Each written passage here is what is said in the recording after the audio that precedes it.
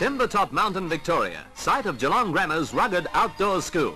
And from early next year, it will have a new student, Prince Charles. Charles, as Prince, had a soft spot for Australia, and more often than not, Australia returned the favour. A lot of people forget, perhaps, that age 16 or 17, when I spent 6 months, I learnt a hell of a lot. I was able to go around relatively privately and find out an awful lot about that part of the world. And as you can imagine, I have a huge affection as a result.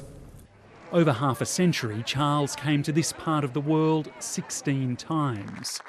I was very kindly given a Kubra Banjo Patterson hat. So I was very touched by that and very privileged. So I'm equally proud to put it on. His teacher at Geelong Grammar fondly remembered the young Prince of 1966 in an interview with the ABC before he passed away. Highly intelligent, very kind and very sensitive young man whom I was going to enjoy teaching. Charles had a knack of charming the locals, and the locals often surprised the Prince. A bikini-clad kiss on Cottesloe Beach in 1979 set the tone for tours to come. I asked Prince if he minded if I'd give him a kiss, and he just looked at me and smiled, and he said, OK. You don't think he is a sex symbol? Oh yes, I think he is in a way. If you were younger, would you consider him in that light, as a sex symbol? I suppose so. Do you not have one of these teleprompters? No. In 1977, Prince Charles famously endured an interview with a very nervous Molly Meldrum. Your Royal Highness. Oh, I'm sweating like a pig. There is an old show business saying which warns never to work with animals or children. But nobody prepared me for Molly Meldrum. Was it really 40 years ago? It only seems like yesterday. I wish it were tomorrow. I'd cancel it. Will be donated to the Queen's Silver Jubilee organisation. I certainly learned some interesting new Australian words from Mr. Meldrum. And if he could have read my mind, he would have learned some interesting new English words from me. His popularity soared in Australia thanks, in no small part, to a new bride. In 1983, Charles first toured with Princess Diana, bringing massive crowds and adoration wherever they went. After travelling some 12,000 miles, it is a wonderful feeling to be among real friends. We were overwhelmed by the enthusiastic welcome to New South Wales. But not every trip went so smoothly. In 1994, a Chinese student charged at the Prince, firing a starter's gun. The Prince appeared unfazed. His Royal Highness has asked me to assure you that he is unconcerned, he is not upset.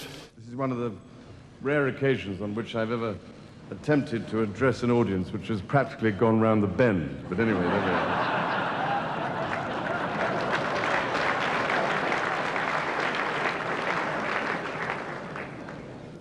It's also extremely unfair because you've all got drinks and I haven't. It's official. The Prince and Princess of Wales are legally to separate. Charles's separation from Diana put his popularity to the test. There was a huge amount of misunderstanding and people taking sides where it was quite unnecessary to take sides. Australians, like many others, had a voracious appetite for the tawdry details of the disintegration of the royal marriage. After the pair finally divorced in 1996, it had been nearly a decade before Charles returned, and he waited until 2012 before touring with his new wife, the Duchess of Cornwall. Charles's fond relationship with Australia seemed rekindled. Artist Warwick Fuller spent time with the pair during their 2012 Australian tour. I really admire the easygoing style that he had and took every opportunity to make me feel very comfortable. With the Queen winding down her overseas travel, it was Prince Charles who opened the 2018 Commonwealth Games on the Gold Coast. It now gives me the greatest pleasure to declare the 21st Commonwealth Games open. But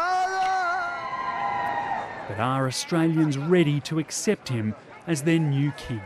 I know Charles has waited for a long time, but yeah, maybe the younger guy should, young family, that will appeal to a lot of the younger generation as well. I would prefer a younger William or Harry, not Harry maybe, but William probably to take over, just from a fresh perspective. Well, I'd be quite happy to stay with what we've got. Really, at the end of the day, for people my generation, it's either going to be Australian head of state or we'll just get along with it, accept Charles and move on. Despite some misgivings, Australia's affection for Charles remains, and his next visit will be as king.